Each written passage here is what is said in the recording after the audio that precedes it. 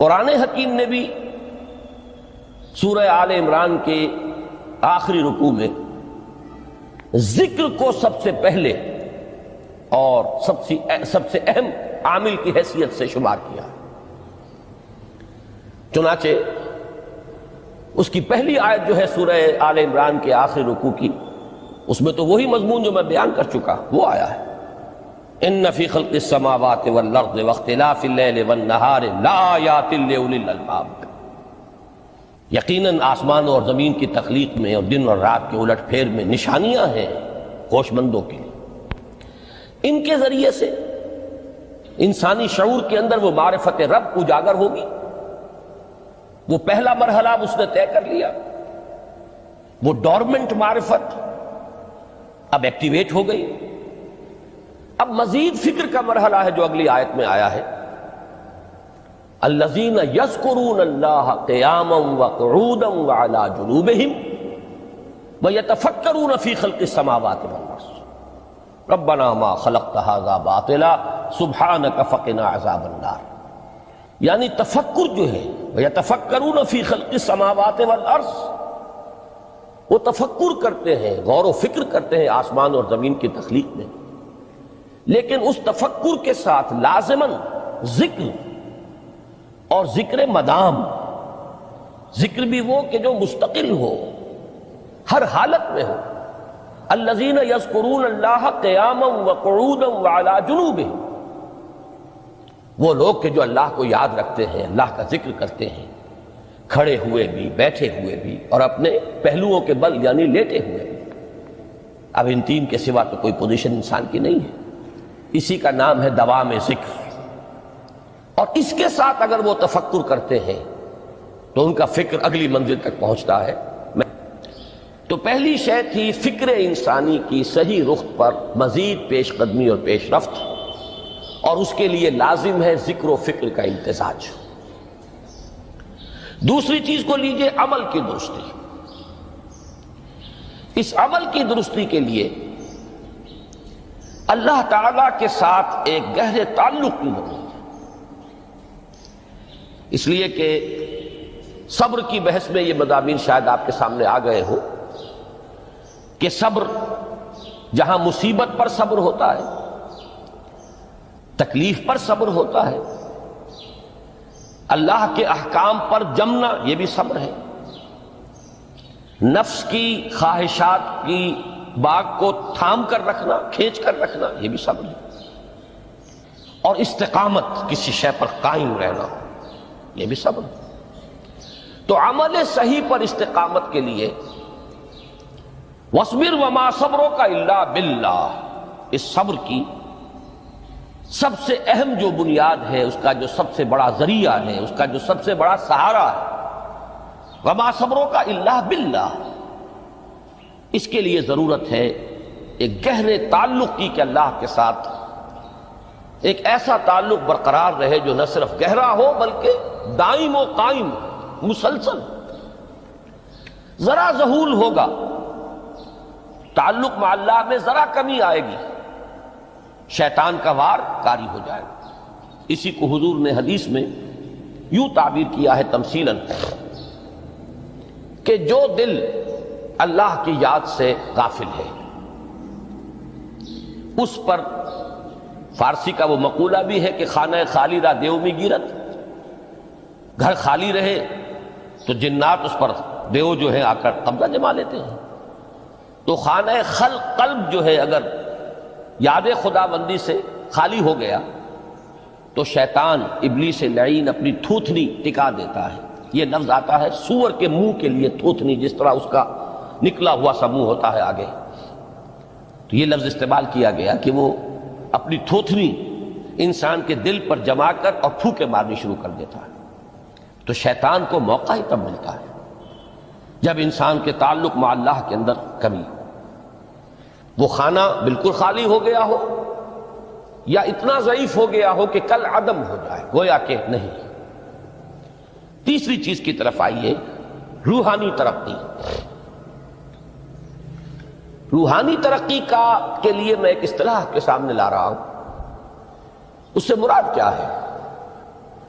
روحانی ترقی کے لیے ہماری دینی اصطلاح ہے تقرب الی اللہ، اللہ سے قریب تر ہوتے چلے جانا۔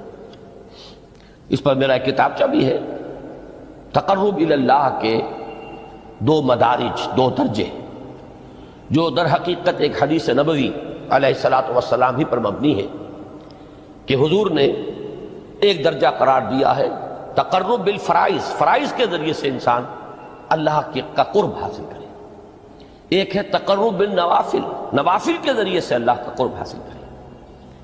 ان میں کیا نسبت و تناسب ہے، اہمیت کے اعتبار سے کون بڑھ کر ہے، بلندی کے اعتبار سے کون بڑھ کر ہے، یہ تمام مسائل میں نے اپنی اس تقریر میں بیان کیے تھے جو اس کتابچے میں شائع ہوئی ہے۔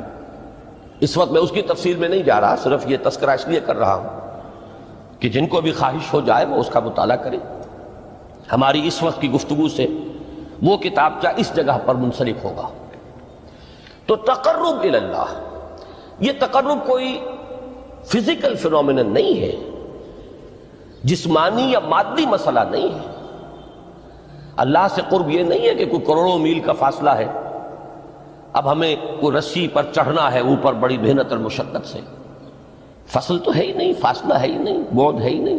نحن اقرب الیہ من حبل الورید، ہم تو انسان سے اس کی شہرگ سے بھی زیادہ قریب ہیں۔ ہوا معکم اینما کنتم، وہ تو تمہارے ساتھ ہی ہوتا ہے جہاں کہیں بھی تم ہو، بس صرف یہ کہ تمہاری توجہ نہیں ہوتی، تم اور چیزوں میں مشغول و مصروف رہتے ہو، تم ہماری طرف دھیان ہی نہیں دیتے، تم ہماری طرف متوجہ ہی نہیں ہوتے۔ ہم تو مائل بے کرم ہے، کوئی سائل ہی نہیں، راہ دکھلائیں کسے رہنمے منزل ہی نہیں۔ انسان جب متوجہ ہو جاتا ہے اور بڑھتا ہے، آگے پیش قدمی کرتا ہے روحانی اعتبار سے، تو یہ ہے در حقیقت تقرب الی اللہ، اور اسی کو ہم کہیں گے روحانی ترقی۔ اب ان 3 چیزوں کو اگر آپ نے ذہن میں جما لیا، پھر میری بات کی ترتیب اس کو ذہن میں قائم کیجئے۔ ہم چلے کہاں سے کہ دین کے ساتھ اصل مناسبت فلسفے کی نہیں، حکمت کی۔ نمبر 2، حکمت قرآنی کا پہلا اور اہم ترین اور بنیادی مسئلہ معرفت رب کا حصول ہے۔ اس کا نتیجہ شکر خداوندی ہے، اس کا ذریعہ آیات آفاقی، آیات انفسی، اور سب سے بڑھ کر آیات قرآنیہ ہے جو الذکر ہے، جو تذکرہ ہے، جو ذکرہ ہے۔ لیکن اس پہلے مرحلے کو اگر کوئی انسان بفضل ہی تعالی، اللہ کے فضل و کرم سے طے کر لے، اب اس کے سامنے 3 مسئلے، فکر کی مزید پیش رفت، مزید پیش قدمی صحیح رخ پر، اس کے لیے ذکر اور فکر دونوں کا امتزاج لازمی ہے۔ فقر قرآن اختلاط ذکر و فکر۔ الذین یذکرون اللہ قیاما وقعودا وعلی جنوبہم ویتفکرون فی خلق السماوات والارض۔ دوسری شے عمل کا درست رہنا، نہ افراط و تفریط ہو، عدم توازن ہو، نہ انسان نفس سے مغلوب ہو جائے، نہ انسان جذبات کی رو میں اندھا ہو جائے، نہ انسان ماحول سے مرعوب ہو کر متاثر ہو جائے، صحیح رخ پر اس کا عمل۔ نمبر 3، روحانی ترقی، جو اصل حاصل ہے، جو اصل مقصود ہے۔ نمبر 2 چیز کے لیے تعلق مع اللہ ضروری، نمبر 3 کے لیے تقرب الی اللہ۔ اب غور کیجئے، ان تینوں چیزوں کا بڑا گہرا تعلق ہے نماز کے ساتھ۔ ان تینوں کے لیے ستون کی حیثیت نماز کو ہے، لہذا ایمان کے بعد یا معرفت رب کے بعد حکمت دین کا اہم ترین مسئلہ نماز، صلاۃ۔ اس لیے کہ ایک طرف یہ انسان کو اللہ کے ساتھ ایک گہرے تعلق کا ذریعہ فراہم کرتی ہے، اپنے تمام مصروفیات میں سے، ان مشغولیتوں میں جن میں گم ہونے کا خدشہ ہوتا ہے، نکلو۔ 24 گھنٹے کے معمولات میں سے کم 5 مرتبہ تو لازماً نکلو، اور اپنے آپ کو ذرا، اپنے حواس کو بھی، اپنی باطنی کیفیات کو بھی ذرا تازہ کرو۔ اگر کوئی گندگی، نجاست، کسی طرح کی ناپاکی کا کوئی معاملہ ہے، طہارت حاصل کرو۔ طہارت سے تمہارے اندر روح کو بھی بالیدگی ہوگی، تمہارے حواس بھی تازہ ہوں گے، تم گویا کہ بحیثیت کل تمہاری ہستی چاق و چوبند ہو جائے گی۔ وہ کسل، وہ سستیاں، وہ جو ایک کثافتیں ہوتی ہیں، ان سب سے نجات حاصل کرو، اور اب اپنے رب کے حضور میں کھڑے ہو جاؤ، اس کے ساتھ اپنا عہد بھی تازہ کرو، اس کی اہم صفات کو بھی اپنے ذہن میں پھر مستحضر کرو۔ یہی وجہ ہے، دیکھیے میں نے جو آیات آپ کو شروع میں سنائی تھی، سورہ لقمان کی 2 آیتیں،